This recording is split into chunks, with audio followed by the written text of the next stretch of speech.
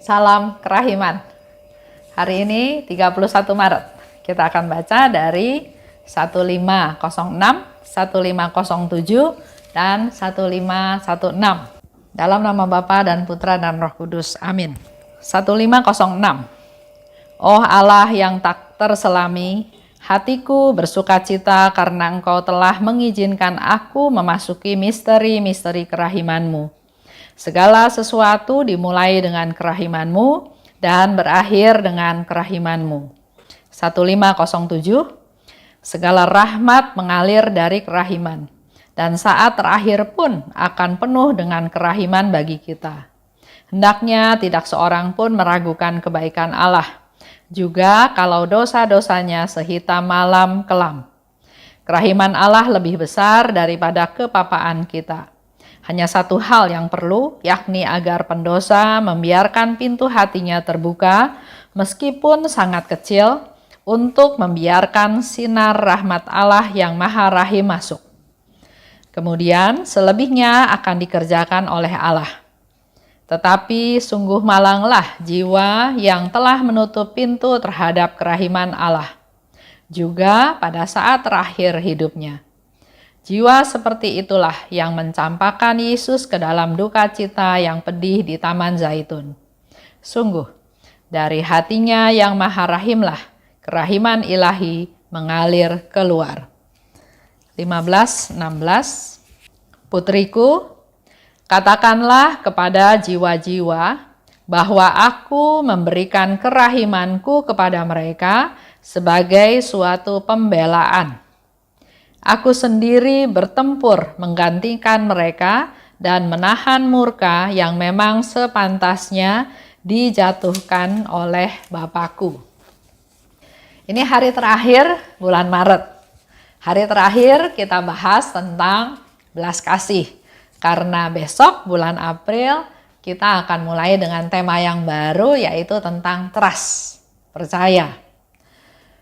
1506.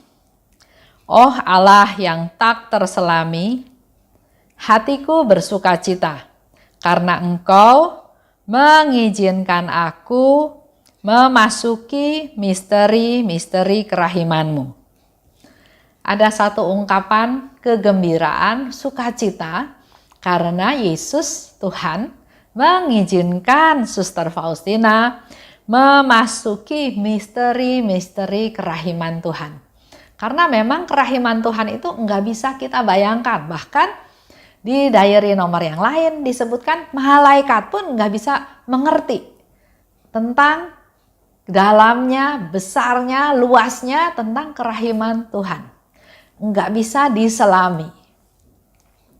Dan Suster Faustina katakan, segala sesuatu dimulai dengan kerahiman-Mu.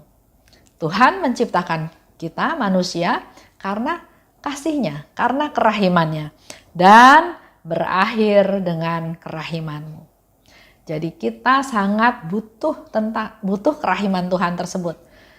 Kerahiman Tuhan sangat dibutuhkan oleh orang berdosa. Kita pun berdosa. Setiap manusia yang setia, yang taat, yang menyebarluaskan kerahiman, para imam, kaum biarawan, biarawati, semua manusia butuh kerahiman Tuhan.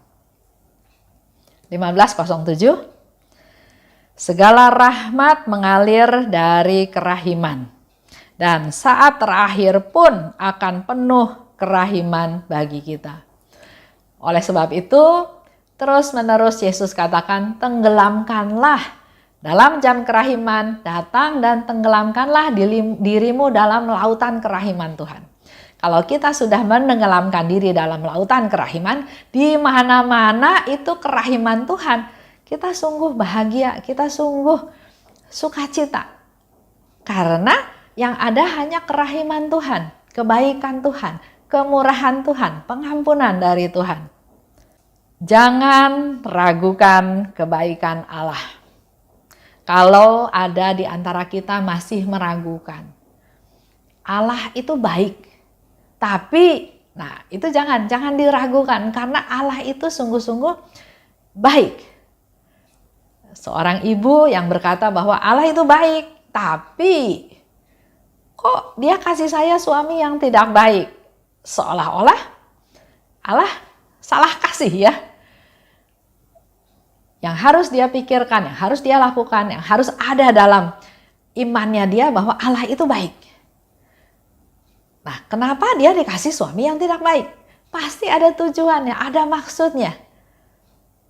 Dengan membuka hati, dengan rendah hati, dengan menyadari kepapaan, ketidakberdayaan, kedosaannya dia sendiri, mungkin penilaiannya terhadap suaminya juga nanti akan berkurang. Enggak melulu jahat ya. Karena manusia itu tidak berdaya. Manusia itu sangat mudah jatuh dalam dosa. Dan kalau ini terjadi buat ibu tersebut, maka ini adalah kesempatan dia untuk memakai rahmat kerahiman yang Tuhan berikan untuk mengampuni suaminya. Untuk berdoa buat suaminya. Untuk menjadi alatnya Tuhan untuk mempertobatkan jiwa tersebut supaya jiwa tersebut juga selamat. Lanjut. Hanya ada satu hal yang perlu, yaitu agar pendosa membiarkan pintu hatinya terbuka meskipun sangat kecil. Memang kalau kita tutup pintu, nggak ada yang bisa masuk. Tapi kalau membuka pintu sedikit aja, tapi berarti kan sudah ada celah. Nah, begitu ada celah sekecil apapun, maka sinar rahmat itu bisa masuk. Oleh sebab itu, kita, yang tadi contoh ibu tadi, jangan hanya suami saya nggak baik, suami saya jahat. Tapi berdoa buat dia supaya ada celah walaupun sedikit. Supaya sinar kerahiman masuk kepada dia, supaya dia bisa melakukan pertobatan. Begitu pula dengan kita semua. Kita butuh buka hati. Buka hati untuk supaya sinar-sinar kerahiman itu masuk, menghibur kita, menguatkan kita. Orang yang putus asa menjadi tidak putus asa, menjadi punya pegangan, menjadi percaya lagi sama Tuhan, tahu bisa mengandalkan Tuhan, dan seterusnya. Karena kalau pintunya ketutup, sinar kerahiman Tuhan nggak bisa masuk. Biar bagaimanapun caranya. Tapi kalau sudah terbuka, dan kita bisa bantu hal itu untuk menjadi terbuka walaupun sedikit, yaitu dengan doa kita, doa silih kita, mati raga kita untuk orang tersebut. Supaya pintu hatinya terbuka walaupun sedikit. Karena selebihnya di sini dikatakan akan dikerjakan oleh Allah. Kita buka pintu sedikit, Allah yang akan kerja selanjutnya. Contoh seorang bapak, saya baru dengar juga beberapa hari yang lalu. Calon istrinya Katolik, dia bukan. Nah, waktu mau menikah, pasti mertuanya minta supaya menantunya jadi Katolik, supaya sama seperti anaknya. Dia bilang, iya dah, mau masuk Katolik karena memang belum dapet kan anaknya. Tapi begitu sudah menikah, terjadilah tarsok, dia belum menjadi Katolik. Sampai suatu kali mengalami satu kejadian, di mana dia mengalami sesuatu yang begitu mencekam, begitu mengancam jiwanya, maka dia berdoa. Dia berdoa sesuai dengan yang jadi kepercayaan dia. Dia berdoa, selesai berdoa bukannya beres, tapi dia malah mendapat ancaman yang lebih serius lagi. Kemudian dia berdoa lagi, dengan cara dia berdoa, dengan kepercayaannya dia, malahan bukannya bertambah baik, tapi semakin dia tidak berdaya. Akhirnya dia putus asa, dia nggak tahu harus bagaimana lagi. Dia telepon istrinya, minta tolong didoain, minta tolong bantuin dia, karena dia sudah pakai dengan caranya dia, dengan kepercayaannya dia, tapi dia nggak bisa mengatasi problem tersebut. Kemudian istrinya bilang, nggak apa-apa, tenang, saya sudah minta beberapa romo berdoa buat kamu secara khusus. Saya juga sudah berdoa buat kamu, tapi saya minta kamu juga berdoa. Karena kalau dia tutup pintu, percuma. Ya. dengan dia juga mau berdoa, artinya sudah membuka celah. Membuka celah sedikit aja nggak apa-apa. Kamu berdoa, panggil nama Yesus. Yesus, Yesus.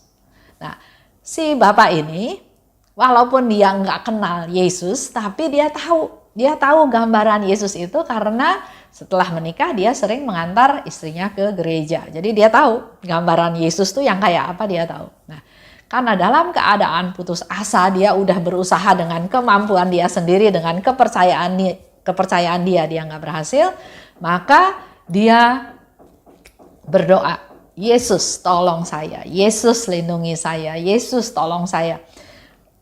Dan dia sendiri bilang dia nggak tahu apa yang terjadi, tapi ternyata dia bisa terbebas dari situasi yang sangat mencekam itu. Situasi yang nyawanya aja bisa terancam. Dia terbebas dari hal tersebut. Itulah yang disebut dengan membuka celah walaupun sedikit. Melalui suatu peristiwa, dia membuka celah, dia panggil nama Yesus, dia mengandalkan Tuhan, Tuhan tolong saya, Tuhan lindungi saya, Tuhan sembuhkan saya, Tuhan bebasin saya. Dan ternyata dia sungguh-sungguh mengalami pemeliharaan Tuhan, mengalami betapa Tuhan Yesus melindungi dia. Akhirnya dia bilang sama istrinya, saya mau les agama, saya mau jadi Katolik. Tapi masih pakai syarat, nggak mau lama-lama, nggak mau 1 tahun.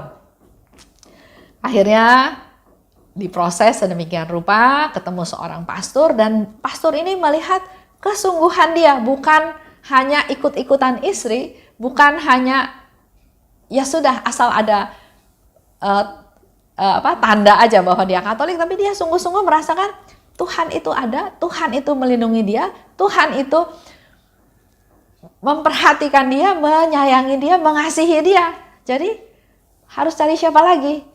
Oleh sebab itu akhirnya dia dibaptis. Dan sekarang menjadi salah seorang yang sangat aktif dalam pelayanan.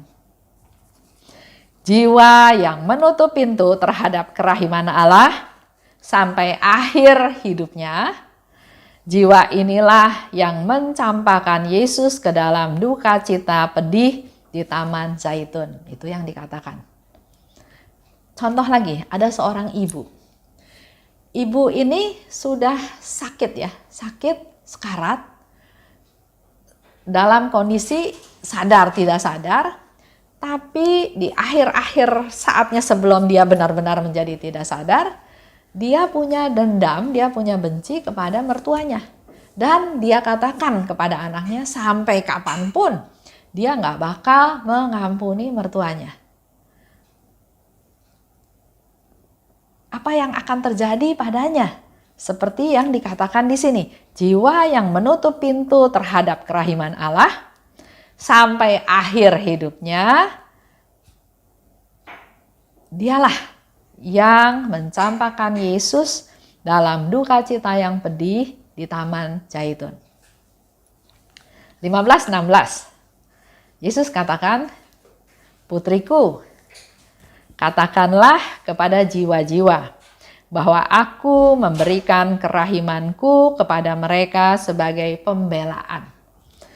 Kembali lagi Yesus dengan kerahimannya, dengan kemurahan hatinya, dengan kepeduliannya, dengan kasihnya kepada kita semua manusia berdosa. Minta lagi Suster Faustina untuk katakan kepada jiwa-jiwa bahwa aku memberikan kerahiman itu sebagai suatu pembelaan. Bukti aku mengasihi kamu, aku bela kamu, ya. Yesus membela manusia. Yesus menyembuhkan manusia. Yesus merawat luka-luka kita. Yesus bahkan menghilangkan kemalangan-kemalangan. Betapa banyak kita bisa mendengar di gereja doa umat, dalam doa umat bersyukur Tuhan atas terkabulnya doa. Bersyukur Tuhan atas banyak yang dipanjatkan. Rasa syukur tersebut itu sebagai salah satu hal di mana Yesus menghilangkan kemalangan-kemalangan atau masalah-masalah yang sedang dihadapi. Yesus katakan, aku sendiri bertempur menggantikan mereka. Yesus bertempur menggantikan kita semua.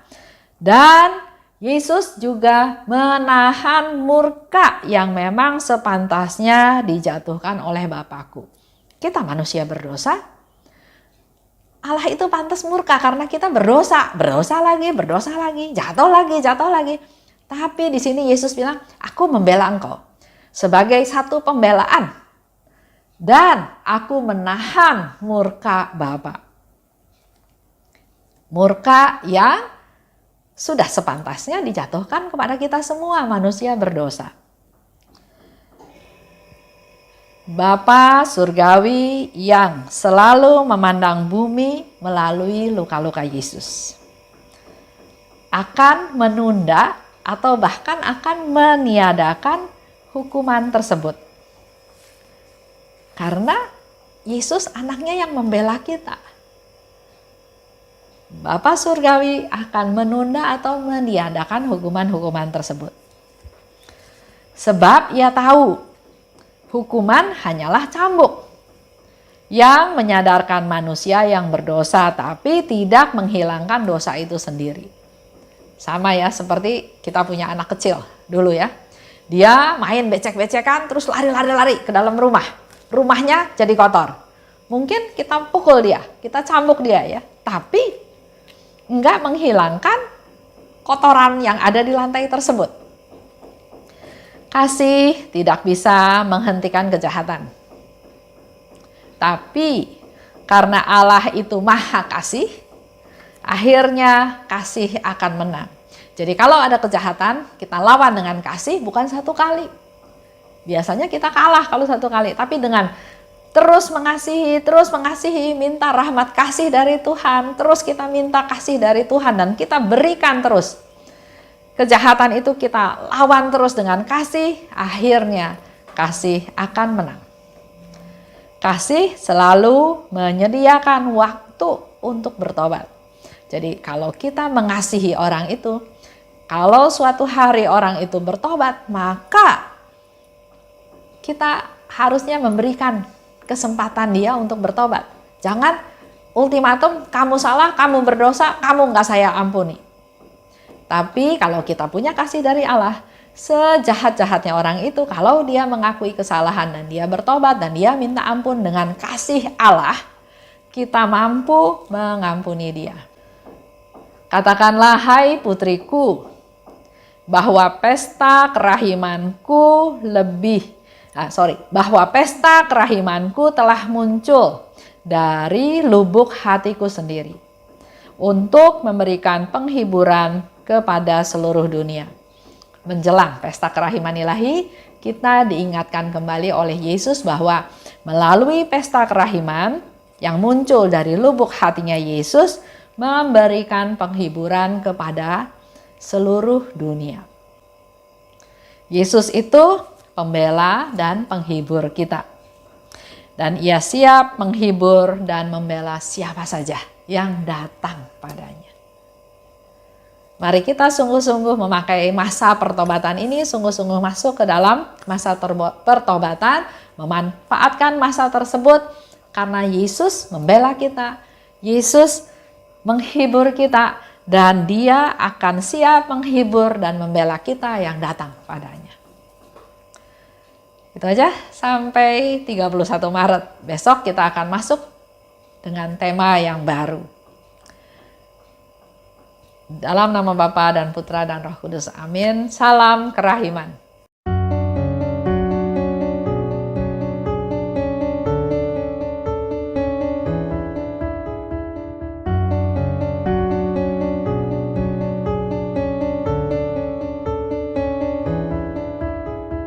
Mengapa engkau membiarkan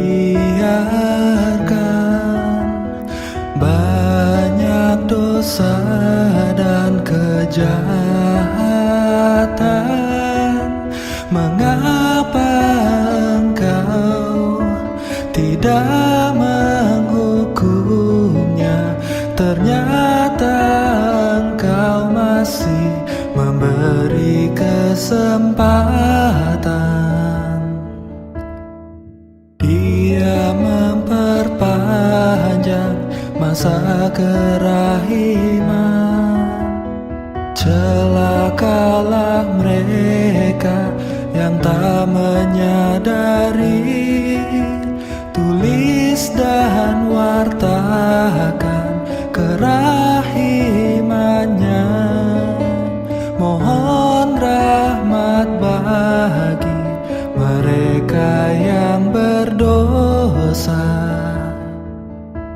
Ya Yesus, terima kasih atas semua kesempatan yang Engkau beri. Ya Yesus,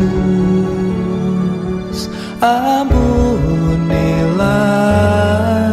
atas semua dosa yang terjadi.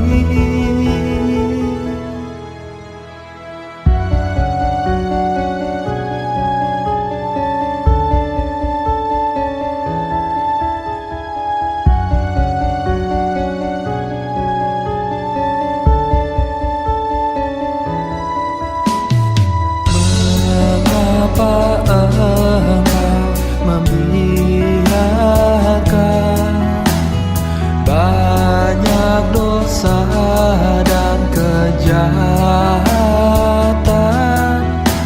Mengapa Engkau tidak menghukumnya? Ternyata Engkau masih memberi kesempatan. Dia memperpanjang masa kerahiman. Celakalah mereka yang tak menyadari. Tulis dan wartakan kerahimannya. Mohon rahmat bagi mereka yang berdosa. Ya Yesus, terima kasih atas semua kesempatan yang Engkau beri. Ya Yesus, ampunilah atas semua dosa yang terjadi. Ya Yesus, terima kasih atas semua kesempatan yang Engkau beri. Ya Yesus, ampunilah atas semua dosa yang terjadi.